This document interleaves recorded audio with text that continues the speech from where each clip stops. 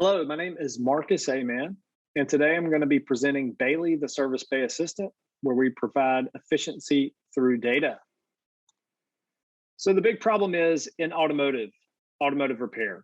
Car repair demand is increasing rapidly.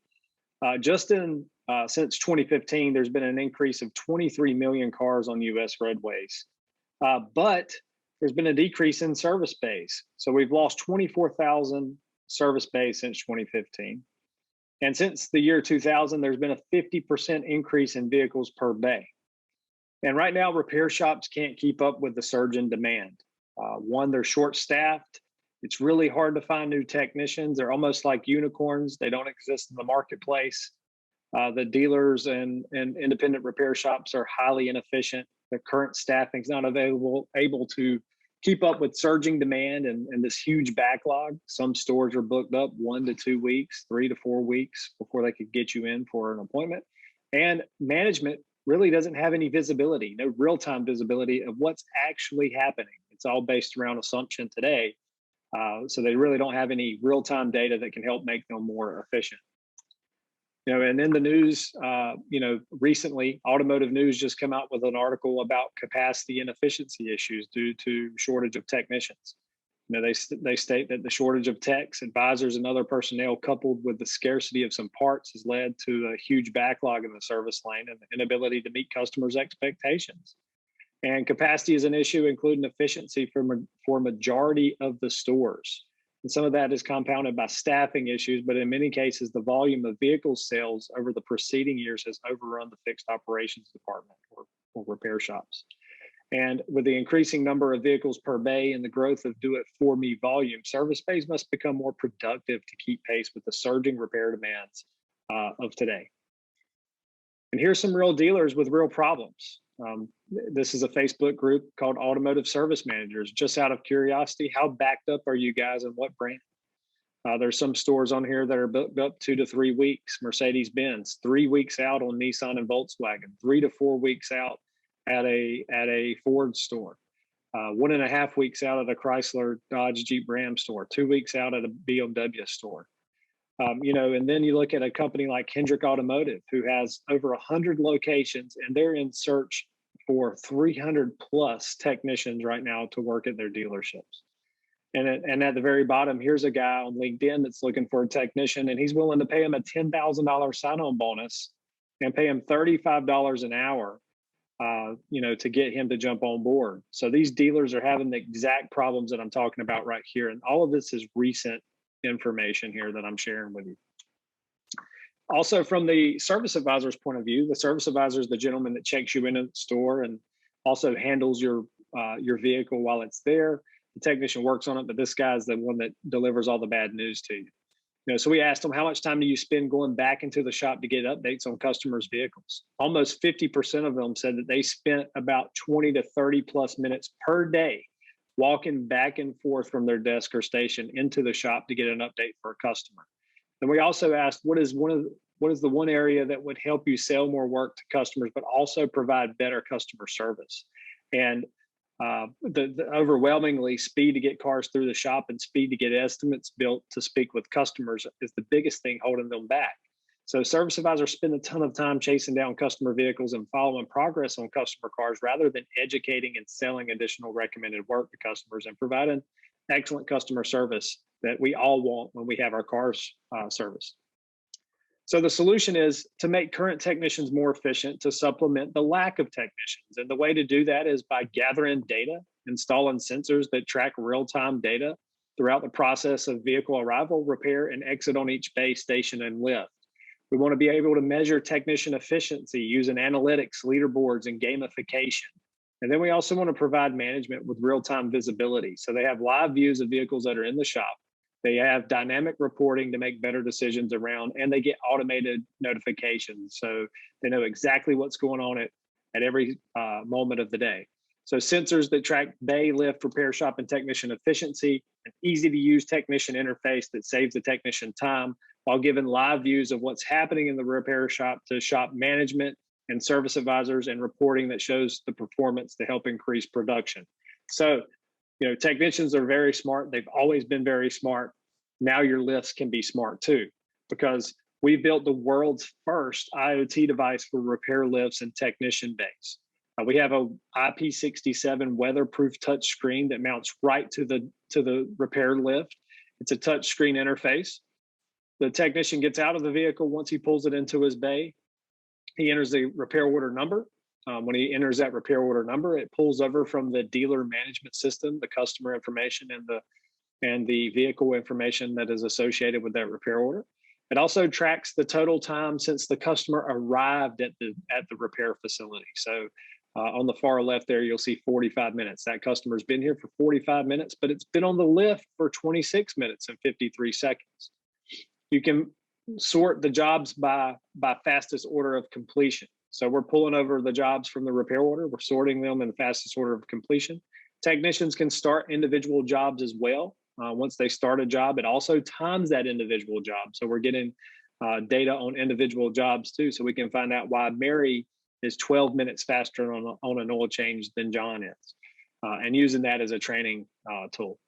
You can view parts availability, diagrams, and specifications, and technicians can start a multi-point inspection easily from the touchscreen or companion application that we have that pulls up a QR code. They can scan the QR code with their cell phone, open the multi-point inspection on their phone. If you're using someone like an Xtime or my Karma, we can integrate with them at that point to do the multi-point inspection. If they have anybody that has a mobile application for multi-point can be inserted at that point. But we also have our own internal one for technicians to do the multi-point, take pictures of videos of other recommended items that might be needed at that time. As soon as the car pulls across the lift, we have sensors that are mounted to this lift that start timing the car as it's in the bay. We do not build lifts. We just build the sensors and the monitors that attach to the lift. So we built software and paired it with IoT devices to gather real-time data that automotive repair shops can make actionable decisions in order to become more efficient. Here's some of the data points that we collect. RO creation time, bay entry time, MPI start time, and MPI is multi-point inspection start time, multi-point inspection end time, job start time, next job start time, all of the job end times, bay exit time, closed repair order time, and also invoiced repair order time, idle bay time, and job order assortment. Our tool also provides higher visibility for management and service advisors. It gives them live views and reporting to give them visibility into what's actually happening back into the shop. Right here on this card here, you'll see that this customer in Bay 1 on RO number 178621, Anthony Mason, on his Nissan Versa, it's been on the lift for 12 minutes and 54 seconds, and he's been in our store for a total of 32 minutes here.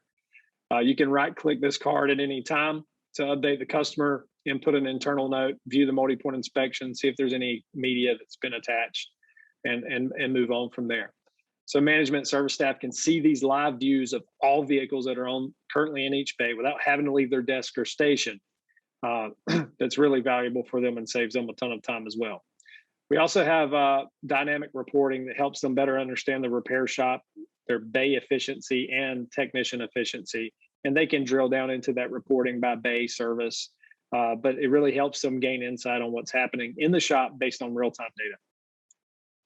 We also gamified it. So we built technician leaderboards and gamification based on efficiency and metrics that dealers or independent repair shops want to track.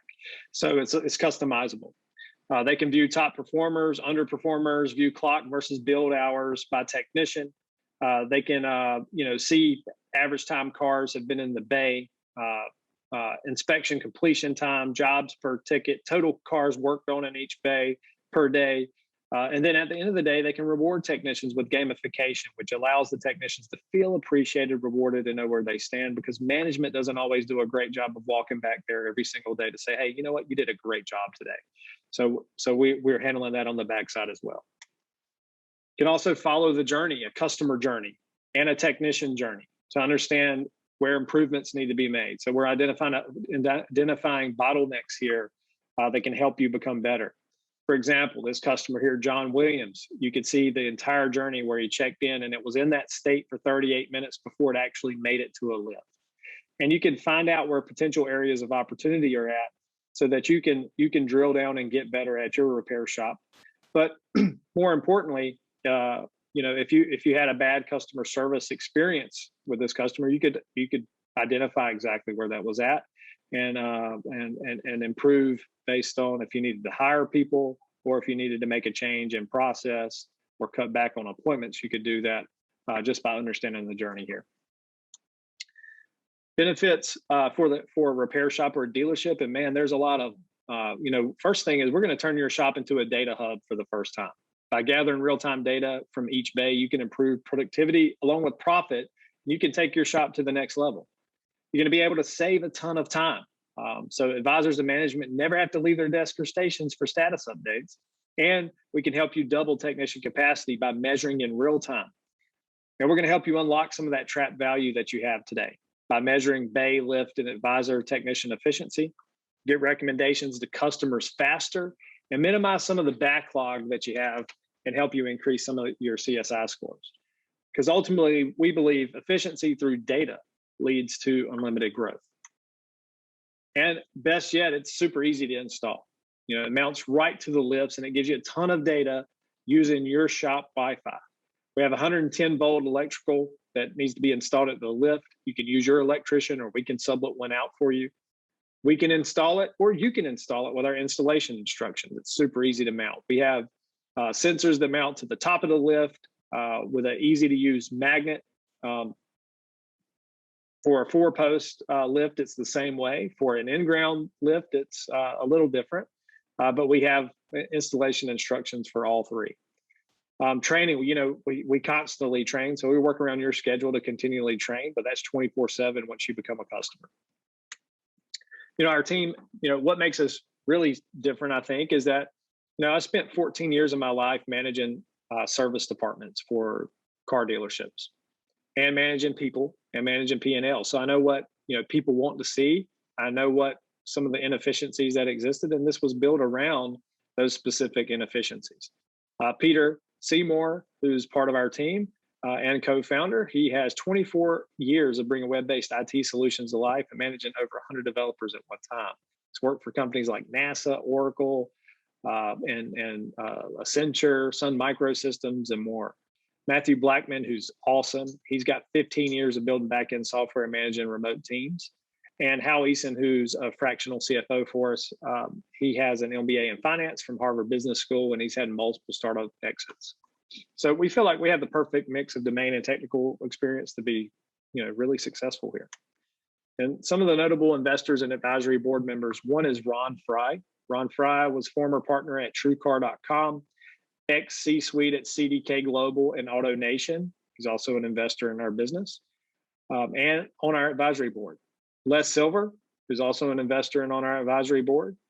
He's the founder of AutoPoint LPI, Dynatron, and he's had multiple automotive service software exits. And we spend around 60 to 90 minutes with him per week on strategy. Brad Powers, who's also an investor with our company and on our advisory board, is founder and CTO of Passport Parking. And he has a deep knowledge of how to scale technology and to make sure that you build the appropriate thing. And Bob Barber, who's an investor in our business, he's had multiple franchise dealerships that he's owned. He exited to Hendrick Automotive Group, and Rick Hendrick is pretty much his best friend. Recognition-wise, we were just recognized as one of the top 20 companies by Motor.com for having the most innovative automotive solutions for 2021. Automotive Ventures named us one of the top 10 most promising automotive companies. And in 2020, North Carolina has a program, we're based out of North Carolina, where they named one of 6 companies as a seed grant recipient, and we won that back in 2020. So essentially what we do is we save time to generate additional revenue for dealerships and for independent garages, as the technician shortage is a big problem. And we'd like to show you more about it or talk more about it. Again, my name is Marcus. Thank you for your time, and thank you for listening.